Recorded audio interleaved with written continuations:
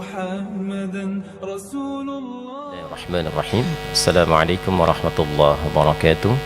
الحمد لله الذي رزق المؤمنين بحلول صيام رمضان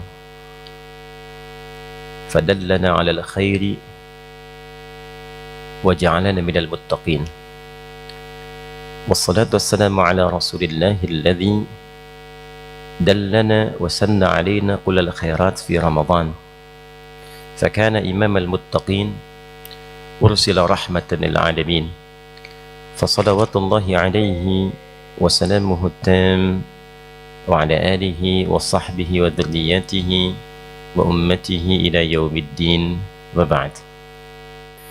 Penting untuk dicatat bahwa yang pertama, perintah puasa di dalam Al-Quran yang mengikat bulan Ramadan itu, puasanya diungkapkan di dalam Al-Quran dengan kata asyam. Apa namanya? Asyam, bukan asyab ya. Sin ya, bukan asyab, asyam ya. Asyam. Nah, di dalam Al-Quran, termasuk dalam bahasa Arab, itu ada dua kata yang menunjuk makna puasa. Satu, saum namanya. Apa namanya? Saum. Yang kedua, siam. Saum itu bermakna menahan diri dari segala hal, sifatnya umum. Imsak. As-saum dan as-siyam dua-duanya bermakna imsak, menahan. Tapi saum itu sifatnya lebih umum. Misal, hari ini Ustadz tidak mau bicara, tapi masih makan, masih minum. Nah, itu secara bahasa disebut dengan saum. Jadi kalau adik-adik bertanya, Ustadz hari ini jadi pulang nggak? Ustadz diem aja. Kok diem aja? Lagi saum. Kok itu jawab? Contoh ya. Nah, saumnya itu saum menahan bicara, tapi masih makan, masih minum. Contoh ini didapati di Quran surah ke-19, misalnya Maryam di ayat ke-26 ya. Inni nazartu lirrahmani sauma falan ukallimal yawma insiya.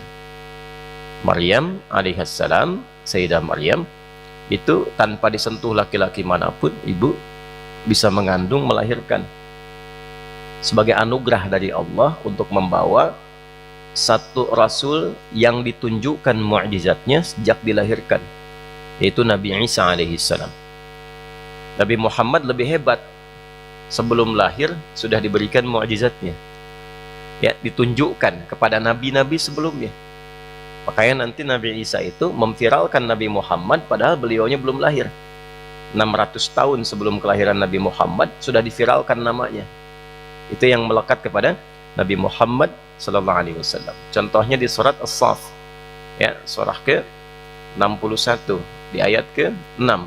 Wa mubasysyiran bi rasuli ya'ti min ba'di ismuhu Ahmad. Kata Nabi Isa alaihissalam, akan datang nanti Rasul penutup, aku berikan kabar gembira. Rasul itu hebat sekali amalnya, sehingga disifati dengan puncak amalan pujiannya kepada Allah, disebut dengan Ahmad namanya ya. Jadi Nabi Muhammad itu disebutkan beberapa nama viral dengan sifatnya. Nanti yang paling viral di Al-Quran itu ada dua. Muhammad karena puji oleh orang-orang sekitarnya dan mendapat pujian langsung dari Allah. Wa innaka la'ala khuluqin azim. Itu 4 kali disebutkan dalam Al-Quran ya. Surah ketiga Ali Imran ayat 144, 3 Al-Ahzab di ayat ke-40, surah ke-47 dengan namanya Muhammad SAW ayat kedua, dan surah ke-48 ayat 29. Nah, satu lagi Ahmad karena sering memuji Allah, beribadah kepada Allah. Tadi di Quran surah ke-61 ayat ke-6. Penting saya uraikan dulu ini supaya kita tidak mengangkat rasul-rasul lain di atas kemuliaan Nabi Muhammad SAW. Jelas?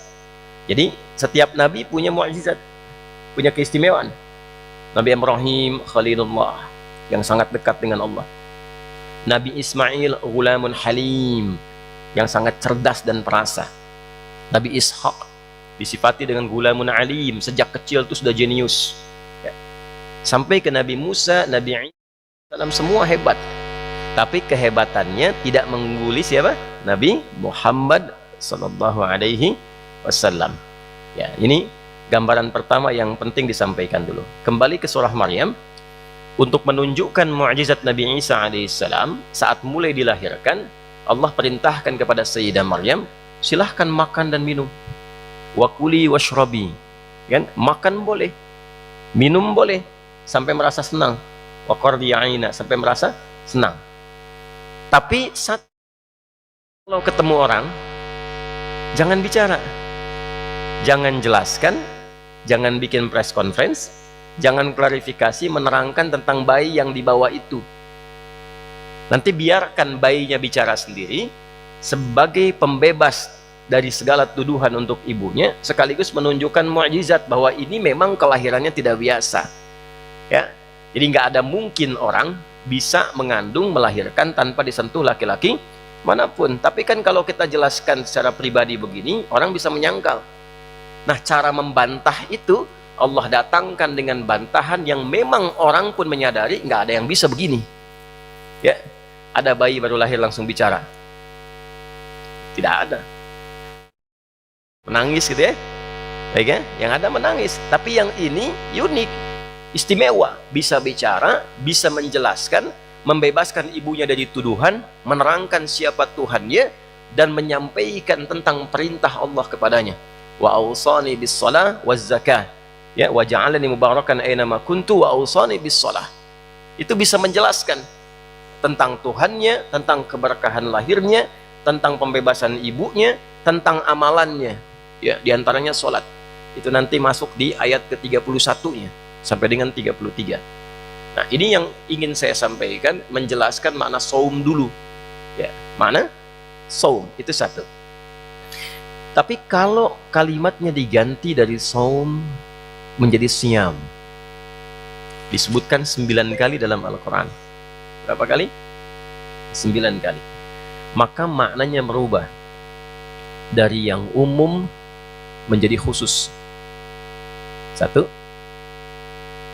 Yang kedua, khusus itu memberikan sifat baru bahwa maknanya memiliki aturan-aturan tertentu yang beda dengan selainnya. Dua, menunjukkan bahwa ini membawa hukum-hukum tertentu yang beda dengan yang umum. Jadi kalau saum bebas, yang penting menahan. Tapi kalau siam, ada aturannya, ada ketentuannya, ada prosesnya, kapan dimulai puasa, kapan berhenti puasa, apa yang harus dilakukan, amalnya apa, dapat apa dari amalan itu, bagaimana mengukurnya bahwa kita berhasil menunaikan amalan itu. Itulah siam. Kalau dia diawali dengan alif lam, bukan siam biasa. Ya. Kalau siam saja, dia puasa yang khusus, tapi waktunya bebas. Ya, contoh, kalau puasa Senin Kamis, dimulainya itu dari Seninnya, waktu kapan? Subuh kan? Bukanya di waktu kapan? Sama nggak dengan Ramadan? Sama. Mulainya terbit fajar, subuh, berhentinya kapan? Maghrib. Puasa Ayyamul Bid, pertengahan, sama nggak waktunya? Sama dari segi penunaiannya, dimulai subuh, ya, berhenti di kapan? Maghrib. Karena itu ketika kita bertanya kepada Allah, apa yang membedakan Ramadan dengan bulan-bulan lain dan puasa-puasa lain? Jawaban pertama langsung Allah hadirkan dengan satu kata yang mengumpulkan semua keistimewaannya. La'allakum tattaqun. Ya ayyuhalladzina amanu kutiba alaikumus kama kutiba alal ladzina min qablikum la'allakum. Puasa ini begitu istimewa karena bisa menjadikan orang-orang yang menunaikan puasa itu, kalau benar sesuai hukumnya, diikuti aturannya, akan merubah dirinya menjadi pribadi yang bertakwa. Dan takwa itu inti kebaikan manusia. Jadi kalau semua sifat baik dikumpulkan jadi satu, itulah yang disebut dengan takwa namanya. Ya, kurang lebih derivasinya disebutkan 240 kali dalam Al-Quran. Jujur, baik tidak? Baik. Sabar, rendah hati. Semua sifat yang baik ini kalau kita kumpulkan jadi satu, maka namanya berubah menjadi satu nama yang mencakup seluruhnya. Namanya apa? Takwa. Jadi di takwa itu ada kejujuran, di takwa ada kesabaran, di takwa ada moral, di takwa ada kerendahan hati. Semua sifat kebaikan itu ketika dikumpulkan jadi satu, namanya berubah menjadi apa? Takwa. Intinya Ramadan itu kalau dikerjakan dengan baik akan merubah keadaan kita menjadi pribadi yang sempurna dalam kebaikannya dengan izin Allah Subhanahu wa ta'ala. Ini bagian pertama. Nah, apakah semua orang yang puasa di bulan Ramadan akan mendapatkan takwa itu? Nah, tolong garis bawah ya. Bagi yang sudah dewasa ini, guru-guru, ustadz, ustadzah, para ibu, jamaah, ya, anak-anak nggak apa-apa dengan dunianya, tapi kita yang sudah baligh ini yang dihisab oleh Allah. Ya, teman-teman dimanapun berada, apakah semua orang puasa otomatis mendapatkan takwa? Ternyata Allah memberikan isyarat yang sangat dalam dengan kalimat la'allakum. La'alla itu dalam ilmu nahwu disebut dengan harfu taraji. Taraji itu maksudnya huruf yang menunjukkan pada satu harapan yang tinggi, tapi tidak akan mungkin harapan itu bisa. Ya, ingin hafal Quran, ya, la'allahu misalnya, la'allahu boleh jadi ia diharapkan, ya, an yakuna minal hafidhin, termasuk dari golongan orang yang hafal Quran. Tidak mungkin dia bisa hafal itu kecuali dia serius, dia sungguh-sungguh. Itu pakai la'alla. Nanti ada la'alla, ada asa, beda. Ya, beda. Tahajud pakai asa. Asa ayyab'atsaka rabbuka maqaman mahmuda. Kalau kita tahajud potensinya besar dapat. Tapi kalau menggunakan kata la'alla tidak akan pernah bisa dapat kecuali serius. Coba lihat. Ya, kama kutiba 'alal ladzina min qablikum la'allakum tattaqun. Ketika menggunakan kata la'allakum, Allah ingin memberikan kesan boleh jadi walaupun kesempatannya diberikan sama untuk semuanya, beramal, beribadah, berpuasa, boleh jadi ada yang tidak berubah menjadi takwa, tidak menjadi semakin baik, tidak menjadi semakin mulia karena tidak serius, tidak sungguh-sungguh dalam menunaikan puasanya. Ya, itulah sebabnya mumpung kita masih berada di pekan pertama bulan Ramadan, mudah-mudahan ada kesempatan yang cukup panjang sampai dengan selesai. Coba dicek sampai detik ini, apa saja menu Ramadan itu, amalan-amalan pokok dan sunnahnya. Oke, baik ya, bisa dipahami. Yang dengan itu bisa kita sajikan setiap hari dan berusaha serius menunaikannya. Jadi inti pelajaran kita di subuh kali ini, kita akan keluarkan di antara amalan ini, temanya adalah amalan-amalan sunnah Ramadan. Jelas? Amalan-amalan sunnah Ramadan. Yuk kita ambil satu saja. Di antara amalan sunnah di bulan Ramadan, kita urutkan dulu pelan-pelan. Sebelum puasa ditunaikan, Allah Subhanahu wa ta'ala meminta kita menyiapkan diri dengan makan dan minum secukupnya. Wa kulu washrabu hatta yatabayyana lakumul khaytul abyadu minal khaytil aswadi minal fajr. Silahkan makan dan minum sampai mendekat kepada fajar. Nabi memberikan penjelasan aktivitas makan dan minum itu disebut dengan sahur namanya. Apa namanya? Sahur. Tadi sahur tidak? Baik. Jadi yang pertama, sahur itu adalah di antara amalan sunnah di bulan Ramadan. Sunnah itu artinya begini, kalau kita kerjakan dapat pahala. Jelas? Satu.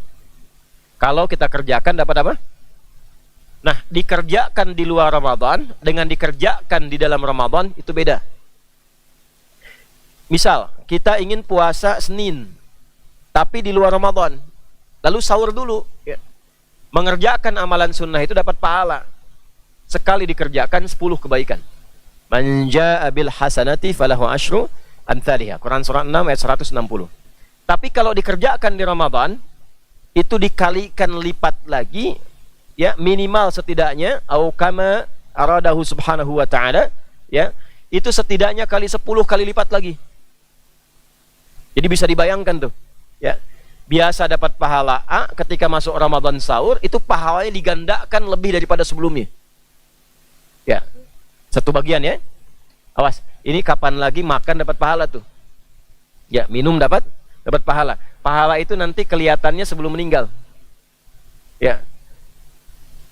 Meninggal itu tandanya matanya terpejam. Tuh ya. Tidak sadar tuh. Ya. Dan nggak bangun lagi tuh. Ya. Coba cek teman di sampingnya, kalau ada yang mata terpejam, tidak sadar, ya, cek. Kalau nggak bangun lagi, nanti kita sholatkan sama-sama itu. Ya, ini masih sadar, ya. Jadi yang pertama kita sampaikan, pahala itu dimunculkan oleh Allah kepada kita saat sakaratul maut. Ditampakkan langsung surganya, hasil dari amalan kita. Ya, itu ada di Quran surah 89 ayat 27 sampai 30. Ya ayyatuhan nafsul mutmainnah irji'i ila rabbiki radiyatan mardiyah fadkhuli fi ibadi wadkhuli. Nah, ibad itu sifat ibadahnya. Yang rajin ibadah itu namanya abdun, jamaknya ibadun. Jelas ya? Ya. Engkau golongan hambaku yang rajin ibadah. Karena itu pulangmu baik, husnul khatimah. Ini aku tampakkan hasil ibadahmu, ini pahalamu, ini surganya. Wadkhuli jannati. Nanti yang rajin puasa ditampakkan pintu masuknya ar-rayyan. Yang rajin tahajud dibuka, tampakkan pintu sholat tahajud, babu tahajud namanya. Ditampakkan saat akan wafatnya. Itulah yang menjadikan ahli ibadah yang benar itu ketika akan meninggal senyum dan sesuai ibadahnya. Ahli Quran mau meninggalnya tuh tilawah. Ya, pernah lihat ya, sekarang ditampakkan tuh banyak di YouTube tuh, mau meninggal bisa baca Quran dulu tuh. Ya. Ahli sholat meninggalnya dalam keadaan sujud. Ya. Ahli sedekah, ada yang sudah memberi tiba-tiba pulang meninggal. Gitu ya. Nah, jadi biasakan kebiasaan yang baik, dengan itulah kemudian kita diwafatkan. Ya, kembali kemudian ke waktu sahur. Diberikan pahala yang sangat luar biasa. Satu, keutamaan sahur. Allah berikan pahala dengan niat kita menunaikan itu dengan ketaatan kepada Allah dan Rasulnya. Satu. Dua, kalau cara sahurnya ikut arahan Nabi. Saya ulang ya. Kalau cara sahurnya ikut arahan Nabi, maka ditambah bonus. Bonusnya mendapatkan cinta Allah plus ampunan dari semua dosa yang pernah ia kerjakan. Itu ada di Quran surah ketiga Ali Imran di ayat 31. Yuk sama-sama yang sudah hafal. Qul in kuntum tuhibbunallaha fattabi'uni yuhbib wa yaghfir lakum dunubakum. Perhatikan kalimatnya. Qul in kuntum tuhibbunallaha, Muhammad viralkan pada umatmu. Katakan, jika mereka, kalian semua itu serius mencintaiku, fattabi'uni, maka ikuti petunjuk-petunjuk Rasulullah. Terkait dengan sahur, Nabi berikan arahan apa tentang sahur? Bagaimana caranya? Kapan waktunya? Kalau kita ikuti, maka perhatikan apa yang Allah jaminkan. Yuhbibkumullah, Allah turunkan cintanya. Cinta Allah diturunkan langsung kepada hamba yang mau mengikuti arahan Nabi. Wa yaghfir lakum dzunubakum. Lalu setelah cinta Allah diturunkan, digugurkan semua dosa yang pernah dikerjakan selama hidupnya. Ini mahal ini. Awas, hati-hati ya, ini mahal. Jadi jangan dikira mengerjakan amalan sunnah itu, khususnya di bulan Ramadan, itu amalan biasa. Kalau serius, datang cinta Allah. Ini saya tanya ibu ya, Bu ya. Bapak juga masuklah di depan ini. Kalau orang tua sangat cinta kepada anak, apa yang anak minta diberi nggak? Beri. Ya. Kalaupun tidak ada yang diminta, pasti akan diusahakan. Ya. Sifat orang tua begitu, walaupun minjam, karena cinta. Allah apa yang tidak punya? Semua dipunyai karena Dia maha segalanya. Jadi ketika Allah mencintai seorang hamba, dibuka semua aksesnya. Apa yang diminta? Nah, tapi Allah mengajarkan pada kita, kalau cinta Allah sudah turun, akses semua dibuka, mau minta apapun diberi, maka pemberian tertinggi itu ampunan dari semua dosa. Ya, saya tanya begini, kalau dikasih uang 100 miliar mau nggak? Nah, tapi masih ada dosanya. Ya, nih saya tanya, dikasih 100 miliar ada dosanya atau tidak dikasih apapun cuma dosa hilang, pilih mana? Oh, masa? Itu yang korupsi milih tuh dapat uang tuh walaupun berdosa kan? Nah, itu tidak mudah tuh. Nah, amalan sunnah itu melatih kita memiliki sikap itu. Gimana caranya bersikap baik? Gitu. Jadi kalau ditampakkan uang banyak pun kalau mengandung yang salah, itu kalau sudah terbiasa mengamalkan amalan sunnah tidak tertarik. Mau berapapun, 1 triliun, tapi haram, tidak. Itu. Terus maunya apa? 1 triliun halal. Misalnya, ya 1 juta halal, 100.000 halal. Apa yang sudah dilatih lewat amalan itu menjadi kebiasaan. Dan dahsyatnya amalan sunnah itu membentuk karakter, kepribadian yang kuat. Jadi itu yang pertama, melahirkan pahala. Kedua, mendatangkan cinta Allah. Ketika cinta Allah diturunkan, maka yang pertama Allah berikan ampunan dari semua dosa. Jadi kalau orang itu sudah hilang dosanya, dosa itu kan sifat salah. Salah itu cerminan dari perbuatan buruk. Buruk itu lawannya baik. Kalau kita ingin tahu sesuatu, cari lawannya. Buruk lawannya baik. Kalau buruknya hilang, berarti yang muncul tinggal apanya? Baiknya. Itulah di Quran sering ditampilkan gini. Perhatikan kalimatnya. Inna fi khalqis samawati wal ard wa ikhtilafil laili wan nahar. Pergantian siang dan malam ditunjukkan kalau malam tiba, siang nggak ada. Kalau siang tiba, malam tidak ada. Itu menunjukkan sesuatu yang berlawanan. Kalau pengen tahu sesuatu, cari lawannya. Ya, apa lawan hitam? Apa lawan laki-laki? Perempuan. Di sini laki-laki semua. Berarti yang tidak ada siapa? Perempuan. Di sana di atas perempuan semua. Yang tidak ada siapa? Laki-laki. Kalau buruknya hilang, berarti yang ada tinggal apanya? Baiknya. Jadi kalau orang diampuni dosanya, artinya hilang buruknya, tinggal muncul yang baiknya. Kalau sudah baik, dikasih harta berapapun digunakan pada yang baik. Dikasih jabatan apapun pasti kebijakannya baik. Dikasih ilmu seluas apapun pasti berbaginya baik. Nah, itu pondasi yang mahal. Jadi maaf nih ya, para ayah, ibu, dan teman-teman dimanapun berada, puasa itu membentuk karakter. Kalau seseorang sudah menjadi baik, maka semua yang ia kerjakan dalam hidupnya otomatis baik. Baik, kembali ke arahan Nabi tentang sahur. Yuk dibuka dan diketahui saja dulu ya.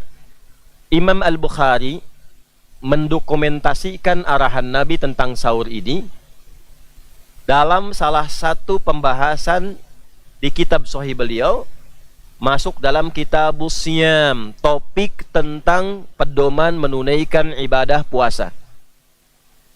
Di antara pedoman itu terdapat beberapa subtopik, ada banyak hadis.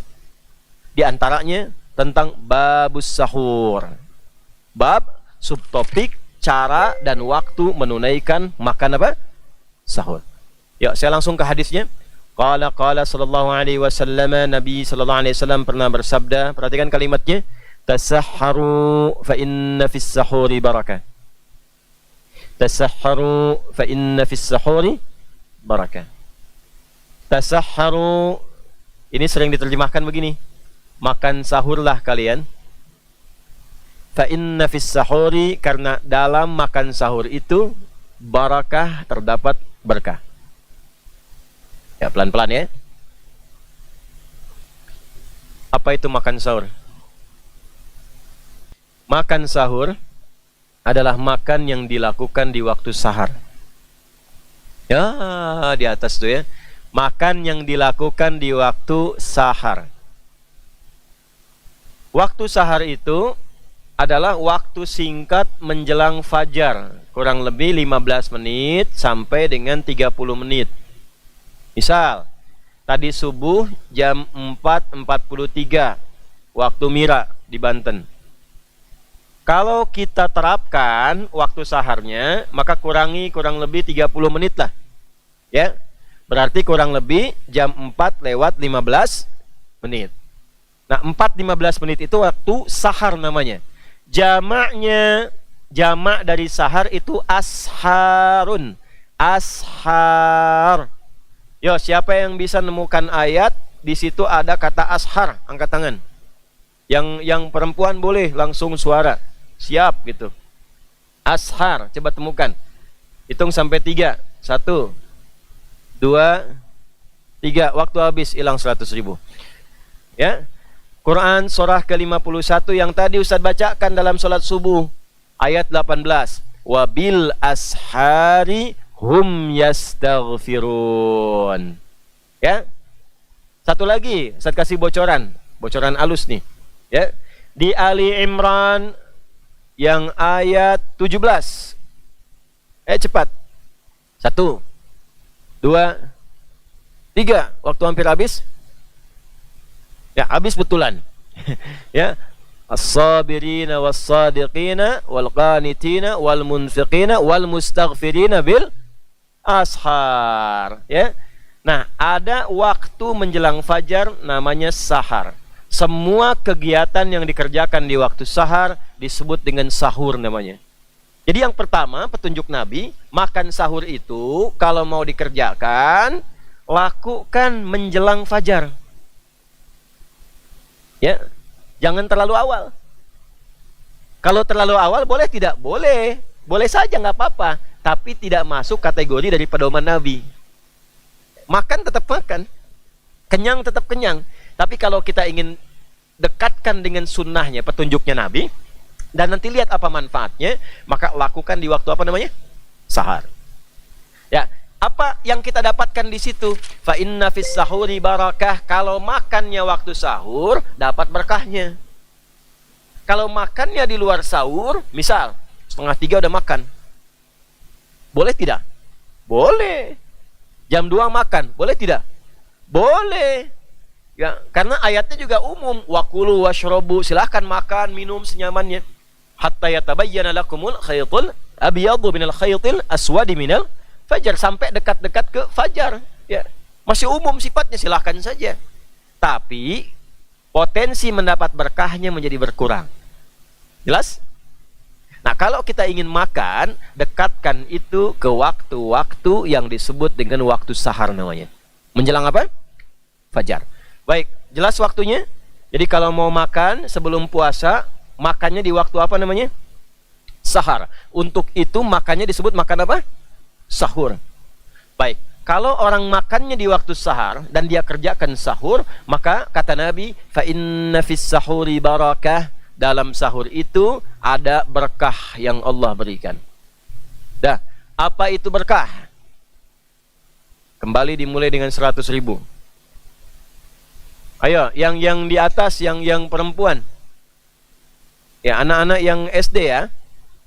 Kalau dibisiki oleh orang tua atau gurunya, maka gugur hadiahnya.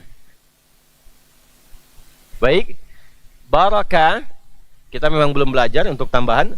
Barakah untuk orang tua dan teman-teman dimanapun berada, ziyadatul khair. Ziyadatul khair wastimraruhu. Itu lengkapnya demikian. Ya. Meningkatnya hal-hal baik dan konsisten dijalankan selama berkehidupan. Meningkatnya hal-hal baik dan konsisten dijalankan selama berkehidupan. Coba lihat pelan-pelan ya. Ini ilmunya agak mahal. Saya mohon izin untuk fokus sebentar, dan teman-teman juga dimanapun berada. Ini bagian yang terpenting yang ingin saya uraikan. Tasahharu, kata Nabi, makan sahurlah engkau. Kerjakan di waktu sahur. Fa inna fis sahuri barakah. Maka sungguh aku tegaskan, kalau engkau kerjakan makan itu di waktu sahur, terdapat keberkahan di dalamnya. Berkah seperti kita ulas tadi, bertambahnya nilai kebaikan saat yang sama konsisten dikerjakan selama berkehidupan. Jadi ciri orang kalau makan sahurnya benar, perhatikan baik-baik poin ini ya. Kalau makan sahurnya benar, maka konsumsi yang ia dapati dalam sahur itu, makanannya, minumannya, secara otomatis membuat keadaan dirinya tersupport menjadi lebih baik. Satu, puasanya baik. Ya, puasanya baik. Apa ciri puasa baik? Satu, secara fisik. Apa cara fisik itu? Dia kuat menahan lapar, menahan haus, menahan godaan dari berbagai macam hasrat biologis dari fajar sampai dengan ke maghrib. Kenapa dikerjakannya dekat-dekat ke fajar? Karena kalau makannya kita dekati ke fajar, menahan lapar hausnya itu tidak terlampau lama. Yo, subuh 4.43. Maghribnya jam 6 misalnya. Ya, 6:07 di sini. Taruhlah kita ambil setengah 5 ke jam 7, ke jam 6. Berapa jam kita menahan lapar haus? Ya. Kurang lebih 12 jam ya. 12 jam ya. Kurang lebih. Baik ya. Sekarang coba. Kalau makannya jam 3. Setelah itu istirahat tuh. Apalagi tidur misalnya. Stamina menurun. Ya. Makan jam 3, lalu buka jam 6. Berapa lama tahan lapar hausnya? Nah, tambah lagi 2 jam. Maka kenapa rahasianya dekatkan ke dekat fajar di waktu sahar? Supaya kita mampu menahan diri lebih kuat dibandingkan dengan waktu-waktu selainnya. Jelas di sini? Nah, itu satu. Yang kedua, selain baik secara fisik itu berkah. Baik secara fisik. Yang kedua, baik juga secara rohani, spiritual. Karena energinya makin banyak, makin kuat, amalnya pun makin banyak. Ya, ciri-ciri makanan berkah itu gini, cirinya. Kalau kita makan, walaupun sedikit, itu jadi energi dalam tubuh kita, diolah jadi tenaga, jadi energi. Energi itu melahirkan tenaga, tenaga itu dipakai apa? Ya, ada orang makan, hasil makannya jadi tenaga, tenaganya dipakai bohong. Tenaganya dipakai korupsi. Tenaganya dipakai mencuri. Itu tandanya makanan yang ia makan tidak berkah. Bukanlah. Minuman yang ia minum tidak berkah. Ia makan jadi tenaga. Tenaganya digunakan mencela orang. Itu tandanya tidak berkah. Ya. Karena pengertian berkah sendiri itu adalah munculnya sifat-sifat baik di dalamnya. Jadi kalau pakaian ini berkah nih, ini pakaian berkah. Nggak akan digunakan maksiat. Pakai untuk tutup aurat. Bukan untuk buka aurat. Ya Bu ya, hati-hati tuh. Anak-anak misalnya dikasih pakaian. Pakaiannya membuka auratnya. Itu tandanya pakaian itu tidak berkah. Awas teman-teman dimanapun berada ya. Saya pengen ikut model. Bagus. Tapi model yang membuka aurat tidak bagus. Beli mahal-mahal. Sampai ke Paris, sampai ke London dan sebagainya. Sampai ke Italia modelnya berkembang. Bagus. Nggak apa-apa. Bagus modelnya. Tapi ketika pulang ternyata aurat terbuka. Alih-alih ditutup, dibuka. Itu tandanya walaupun mahal, tidak berkah dia. Jelas? Pakaian, kita gunakan sholat. Kita gunakan ibadah. Gunakan mencari nafkah dengan niat mencari yang halal. Gunakan tilawah, gunakan merawat anak, tutup aurat. Berkah pakaian itu. Sekarang coba cek. Makanan, minuman yang kita hadirkan dalam keseharian kita, kalau ingin melihat ada berkahnya tidak, tinggal dicek dari yang makan dan minumnya. Ya. Jadi kalau ada yang makan dan minum, di anggota keluarganya, dan berubah dia, ya, dari sifat-sifat kebaikan standar yang melekat kepadanya. Kalau anak belum hisap tuh nggak di, ya, taat diri dimulai sejak bangun tidur sudah baik. Itu pesannya. Di orang Islam itu dilatih lewat puasa, bangun tidur itu sudah punya sifat baik. Jangan sampai bangun tidur pikirannya tidak baik. Bangun tidur rencana kegiatannya tidak baik. Karena itulah pastikan kata Nabi, apa yang engkau konsumsi dalam makanmu itu bukan hanya menguatkan puasamu, tapi juga mengisi kekuatan puasamu dengan amal-amal kebaikan. Jadi kalau pengen lihat sahurnya berkah tidak, silahkan dicek selama puasa. Meningkat gak sholatnya? Ya, meningkat tuh bukan subuh 2 jadi 3, tidak. Ya, nah, fardu tambah sunnah. Meningkat gak bacaan Qurannya? Ya, meningkat gak sedekahnya? Meningkat gak sifat baiknya? Ini anak-anak nih semakin taat pada orang tua nggak? Kalau semakin taat, semakin baik, berarti berhasil puasanya itu. Sahurnya berhasil. Ayah ibunya nih bagaimana kerjanya di rumahnya, ya, kesolehan-kesolehannya. Kalau meningkat kebaikannya, tandanya sahurnya berhasil. Ibu masak sebaik apapun menunya, semahal apapun bahannya, tapi tidak melahirkan kebaikan, ada yang tidak berkah dalam sahurnya. Bos, ini sepekan ini kita. Ini mahal, ilmunya tidak mudah ini kita gali itu. Maka ini bagian pertama, kalau kita mampu mengerjakan itu, sahurnya benar, waktunya benar, caranya benar, hasilnya benar, maka apa yang kita dapatkan dari Allah Subhanahu wa taala? Satu, cinta Allah diturunkan kepada kita.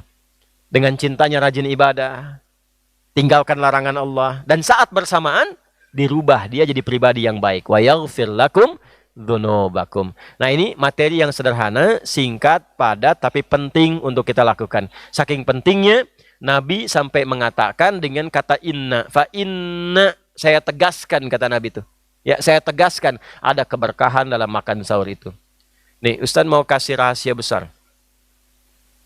Ini belum dan jarang saya buka. Kalau berkah itu sudah terkumpul, yang ditunjukkan dengan iman dan takwa. Coba lihat, kita puasa pakai iman tidak? Pakai iman, karena itu perintahnya ya ayyuhalladzina amanu. Kita saat puasa berlatih takwa tidak? Berlatih, karena itu ujungnya la'allakum tattaqun. Kalau iman dipadukan dengan takwa dan kita gunakan iman dan takwa itu untuk menaati Allah, apa yang terjadi? Akan dibuka semua akses langit dan bumi yang memudahkan kehidupan kita. Dibuka aksesnya. Dan yang dibuka bukan cuma akses yang berkah, yang baik semua. Jadi kalau doa belum mengangkat tangan itu bisa terjabah. Baru terbersit dijawab. Sepanjang baik yang dimintakan. Kalau kerja, maaf ya, tidak susah. Tidak susah. Dia baru bergerak, rezeki datang. Baru bergerak, rezeki bisa datang. Karena dibuka aksesnya. Ada di mana ditemukan ketentuan itu? Di Quran surah 7 Al-A'raf di ayat 97. Ya. Ayo yang hafal. Walau anna ahlal qura amanu wattaqau lafatahna 'alaihim barakatim minas sama'i wal ard. Kalaulah bukan satu dua orang, satu penduduk negeri sekampung. Ya. Ini sebanten nih. Pandeglang, Serang, ya, masuk Tangerang, Cilegon, Merak dan sebagainya, atau yang di Bekasi, yang di Medan, di Madura, yang di luar negeri, itu kompak bikin. Kenapa Quran mensupportnya walau anna ahlal qura? Kenapa disupportnya itu berjamaah? Ingin memberikan kesan, salah satu maknanya, kalau soleh jangan sendirian. Ya, suami soleh aja istri, aja anak-anak. Tetangga soleh, tunjukkan kesolehannya pada yang lain supaya terbawa. Ya, supaya semua jadi soleh. Kalau semua jadi baik, imannya bagus, takwanya bagus, kata Allah, bukan cuma kamu fulan.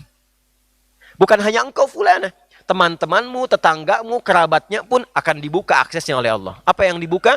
Barakatim minas sama'i wal ard. Semua yang baik di langit di bumi. Ya, kalau nggak percaya ya, nih bikin komunitas nih orang tua santri nih ya.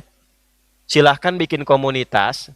Komunitasnya khusus untuk berlatih menaati Allah. Ya, mulai dari rajin tahajud, misalnya mengingatkan, baca Quran mengingatkan. Itu demi Allah saya katakan keberkahan akan datang. Satu, ketenangan, yang kedua sifat berbagi. Ya, yang beli mangga si fulan, yang dapat makan si fulan. Itu otomatis tuh. Buka usaha baru bisa berbagi tuh. Ya, karena dibuka aksesnya. Allah buka. Gak percaya silahkan cek. Gak percaya silahkan cek. Ya. Kata Allah itu sederhana. Walau anna ahlal qura amanu wattaqau, iman dan takwa, la fatahna alaihim barakatim minas sama'i wal ard. Semua yang baik aku buka aksesnya.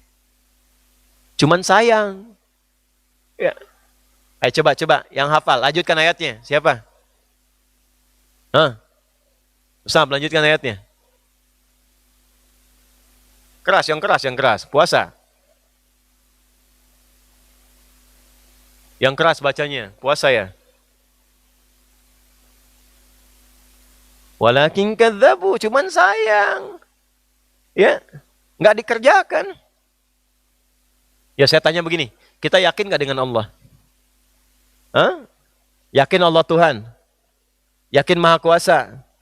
Kalau Allah berfirman pasti benar nggak?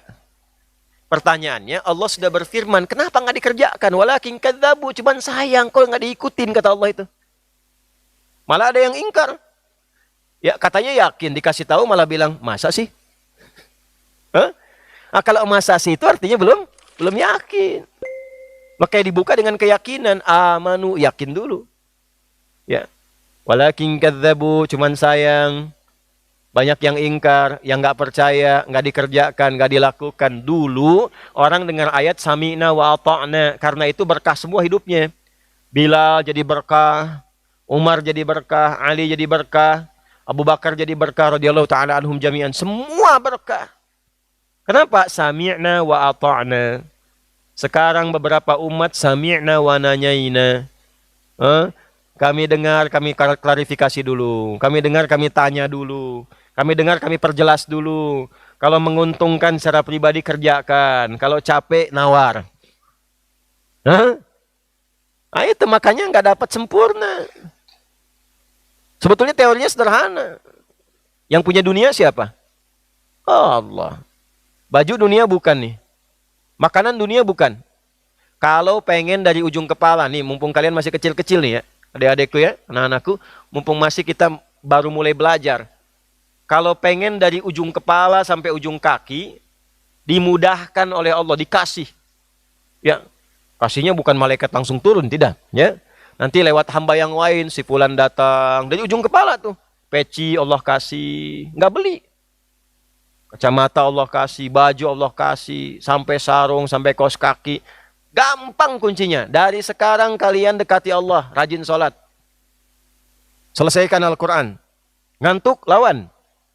Ya, setan pasti tidak mau itu. Baru pegang mushaf, sudah ngantuk. Pegang bola, segar lagi kalian. Coba kasih bola ini sekarang, lari semua. Ya, setan begitu. Ya, itu hobinya dikasih begitu. Hobi apa? Hobi main golf? Hobi bulu tangkis? Itu kalau baca Quran ngantuk, dikasih bat itu ya bisa main, dikasih raket bisa main. Itu ya, gimana hobinya di situ setan masuk ya Bu ya, gitu. Jadi apa yang dikatakan pertama kali, sahur itu merubah pribadi kita lebih baik. Sahur itu meningkatkan ketaatan kita kepada Allah. Jadi ayo kita sama-sama, termasuk saya pribadi, kita koreksi diri kita sampai dengan detik ini, perbaiki sahurnya. Perbaiki implementasi pengamalan dari sahur kita, maka dengan perbaikan itu semoga Allah berkenan memberikan keberkahan dalam kehidupan kita. Ya, baik teman-teman dimanapun berada, ini akhir dari kajian kita. Kita berdoa mudah-mudahan kita diberikan kebaikan oleh Allah Subhanahu Wa Taala. Kesimpulannya adalah puasa melatih kita menjadi pribadi yang lebih baik. Sahur amalan pertama yang memberikan inspirasi dan kesan kepada kita supaya kita menjadi pribadi yang lebih kuat secara fisik, intelektualitas kita terjaga, dan juga spiritual kita meningkat, sehingga dengan ketiganya kita optimalkan, insya Allah menjadi pribadi yang lebih berkualitas, lebih mulia, dan terjaga sampai kembali pada Allah Subhanahu Wa Taala. Kita berdoa mengakhiri kajian kita. Allahumma taqabbal minna innaka antas sami'ul alim wa tub alaina innaka antat tawwabur rahim. Allahumma rabbana atina fid dunya hasanah wa fil akhirati hasanah wa qina adzabannar. Allahumma faqihna fid din wa 'allimna ta'wil.